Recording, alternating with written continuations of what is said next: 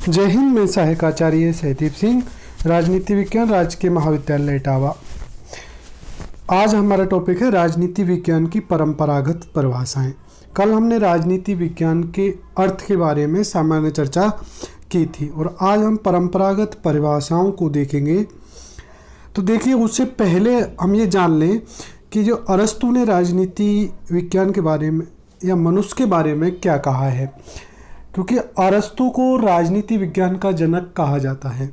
तो अरस्तु का जो प्रसिद्ध कथन है वो है कि समाज द्वारा सुसंस्कृत मनुष्य सब प्राणियों में श्रेष्ठतम होता है, यानी मनुष्य इस सृष्टि की श्रेष्ठतम कृति है। परंतु जब वह कानून तथा न्याय के बिना जीवन व्यतीत करता है तो वो निकृष्टतम बन जाता है।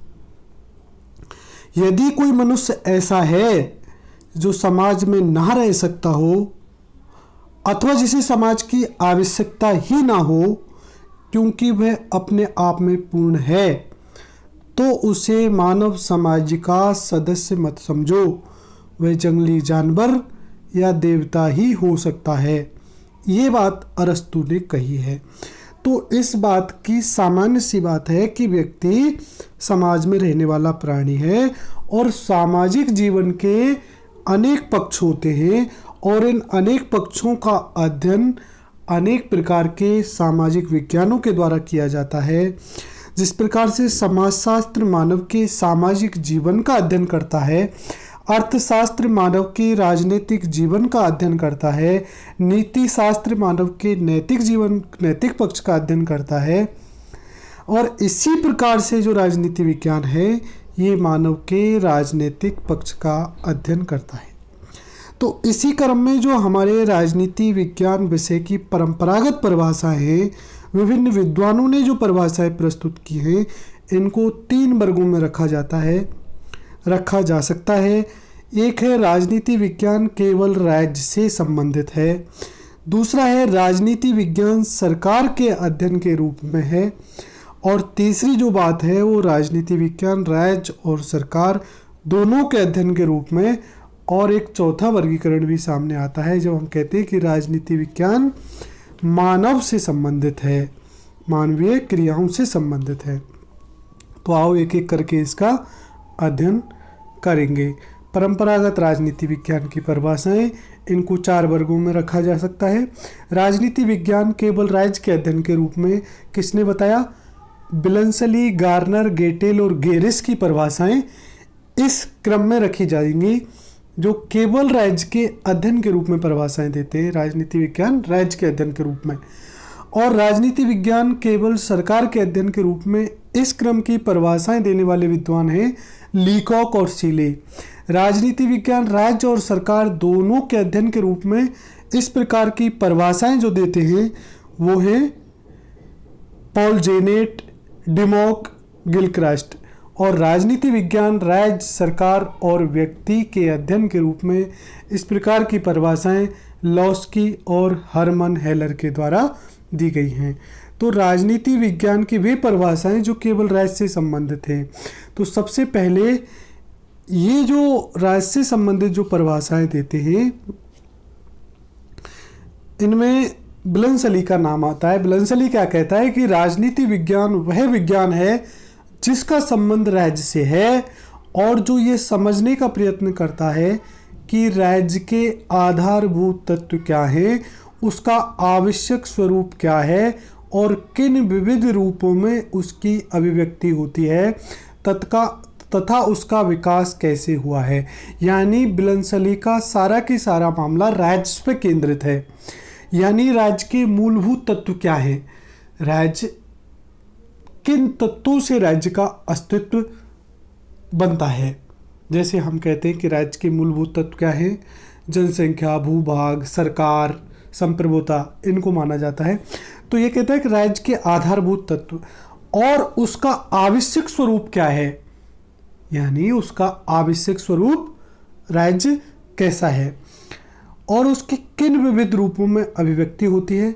यानी जब हम राज्य की परिभाषा करेंगे तो राज्य क्या है, राज्य किसके माध्यम से व्यक्त होता है और उसका विकास कैसे हुआ है। यानी भूतकाल में राज्य का स्वरूप कैसा था, नगर राज्य थे, संघ थे, हमारे यहाँ पर संघ रहे, गणराज्य रहे, और आज के रूप में राज्य कैसा है, राष्ट्र राज्य है।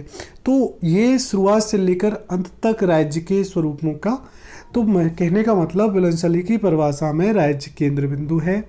तो 2-3 बातें हैं। मूल जो कीवर्ड हैं उसकी परिभाषा के मूल कीवर्ड वो है राज्य के आधारभूत तत्व, राज्य का आवश्यक स्वरूप और उसका विकास कैसे हुआ। गेरिज कहता है राजनीति विज्ञान शक्ति संस्था के रूप में राज्य के समस्त संबंधों का, उसकी संपत्ति का, उसकी स्थिति का, उसके प्रयोजन, नैतिक महत्व, आर्थिक समस्याओं, अस्तित्व की अवस्थाओं, वित्तीय पहलू और उद्देश्य आदि पर विचार किया जाता है। यानी गैरेज भी मूल केंद्र बिंदु राज्य को मानता है, लेकिन राज्य को शक्ति संस्था के रूप में वो अध्ययन करता है। शक्ति संस्था क्योंकि यहाँ अध्ययन किया जाता है कि राज्य के द्वारा जो निर्णय निर्माण किए जाते हैं, जो निर्णय लिए जाते हैं और जिनको लागू किया जाता है, वो सब किस प्रकार से ये काम करता है। गार्नर का जो बहुत प्रसिद्ध कथन है वो कहता है, राजनीति विज्ञान विषय के अध्ययन का प्रारंभ और अंत राज्य से होता है। अब राजनीति विज्ञान की वे परिभाषाएं जो सरकार के से संबंधित हैं, उनके देने वाले सीले और लीकॉक हैं। देखिए, वर्तमान समय में राजनीति विज्ञान की जो हमने राज्य से संबंधित परिभाषाएं दी थी उनको स्वीकार नहीं किया जा सकता, यानी पूर्णतया स्वीकार नहीं किया जा सकता। वे आंशिक हैं या वे एकांगी हैं। उनका मतलब है कि वे केवल राज्य को महत्व देती हैं और राज्य एक अमूर्त संस्था है। और ये जो सरकार के अध्ययन पर जो बल देने वाले हैं वो कहते हैं कि भाई ये जो ऊपर की जो परिभाषा है, राज्य से संबंधित जो परिभाषा है, ये अपने आप में पूर्ण नहीं है। पूर्ण क्यों नहीं है? क्योंकि ये केवल राज्य जो एक अमूर्त संस्था है उस पर बल देते हैं, जबकि राज्य को मूर्त रूप तो सरकार के द्वारा दिया जाता है। एक तरह से सरकार ही राज्य का यंत्र व साधन है, जिसके माध्यम से राज्य की इच्छा कार्य रूप में परिणत होती है। तो ये राज्य की परिभाषाओं को एकांगी मानते हैं, इसलिए ये कहते हैं कि राजनीति विज्ञान उसी प्रकार से, सीले कहता है कि राजनीति विज्ञान उसी प्रकार से सरकार के तत्वों का अनुसंधान करता है जिस प्रकार संपत्ति शास्त्र संपत्ति का, जीव शास्त्र जीवन का, बीजगणित अंकों का, ज्योमिति शास्त्र स्थान लंबाई व चौड़ाई का करता है। लीकॉक कहता है कि राजनीति विज्ञान सरकार से संबंधित विद्या है। अब जो राजनीति विज्ञान की राज्य और सरकार से संबंधित परिभाषाएं देते हैं, पॉल जेनेट, डेमोक आदि, उनका ये मानना है कि जो ऊपर परिभाषाएं दी गई हैं वो एकांगी है, क्योंकि जहाँ तक राजनीति विज्ञान का संबंध है वो राज्य और सरकार दोनों का ही अध्ययन करता है। क्योंकि राज्य के बिना सरकार की कल्पना नहीं की जा सकती, क्योंकि सरकार राज्य के द्वारा प्रदत्त प्रभुत्व शक्ति का ही प्रयोग करती है और सरकार के बिना राज्य एक अमूर्त कल्पना मात्र है। या राज्य की जो क्रियात्मक अभिव्यक्ति है वो सरकार है, यानी एक दूसरे के दोनों पूरक है। यानी राज्य के बिना सरकार नहीं और सरकार के बिना राज्य नहीं हो सकता। तो इन्होंने इसलिए कहा कि राजनीति विज्ञान में राज्य और सरकार दोनों का अध्ययन किया जाता है। तो पॉल जेनेट कहते हैं कि राजनीति विज्ञान समाज विज्ञानों का वह अंग है जिसमें राज्य के आधार और सरकार के सिद्धांतों पर विचार किया जाता है। और डेमोक भी यही कहते हैं कि राजनीति विज्ञान का संबंध राज्य और उसके साधन सरकार से है। अब यहाँ तक बात आ गई कि चलो राजनीति विज्ञान राज्य का अध्ययन है, राजनीति विज्ञान सरकार का अध्ययन है, राजनीति विज्ञान राज्य और सरकार का अध्ययन है। लेकिन अब फिर कहा गया कि राजनीति विज्ञान की ये परिभाषाएं भी एकांगी हैं, अपूर्ण हैं, क्योंकि इसमें मानवीय पक्ष की अवहेलना की गई है। क्योंकि ये बात निर्विवाद रूप से सत्य है कि किसी भी समाज विज्ञान और इसलिए राजनीति विज्ञान का अध्ययन उसके प्रसंग में मानवीय तत्व के अध्ययन के बिना पूर्ण नहीं हो सकता। तो राजनीति विज्ञान में तो राज्य और सरकार के संपूर्ण अध्ययन में मानवीय पक्ष का सबसे अधिक महत्व है, क्योंकि अरस्तु ने कहा था कि मनुष्य क्या है, एक राजनीतिक प्राणी है।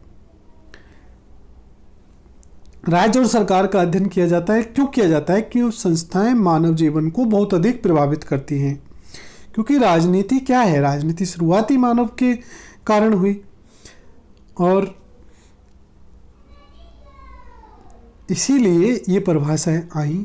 तो एनसाइक्लोपीडिया ऑफ सोशल साइंसेज में तो हरमन हेलर ने तो ये कहा कि राजनीति विज्ञान के संपूर्ण स्वरूप का निर्धारण उसकी मानव विषयक मौलिक मान्यताओं के द्वारा ही होता है। और लास्की ने कहा कि राजनीति विज्ञान के अध्ययन का संबंध संगठित राज्यों के से संबंधित मनुष्यों के जीवन से है। तो निष्कर्ष यही है कि राजनीति विज्ञान की न्यायसंगत परिभाषा करते हुए कहा जा सकता है कि राजनीति विज्ञान समाज विज्ञान का वह अंग है जिसके अंतर्गत मानव जीवन के राजनीतिक पक्ष का और जीवन के इस पक्ष से संबंधित संगठनों का अध्ययन किया जाता है। तो हमने यहाँ ये पढ़ा कि राजनीति विज्ञान की परंपरागत परिभाषाएं कितने वर्गों में रखी जा सकती हैं? 4 वर्गों में।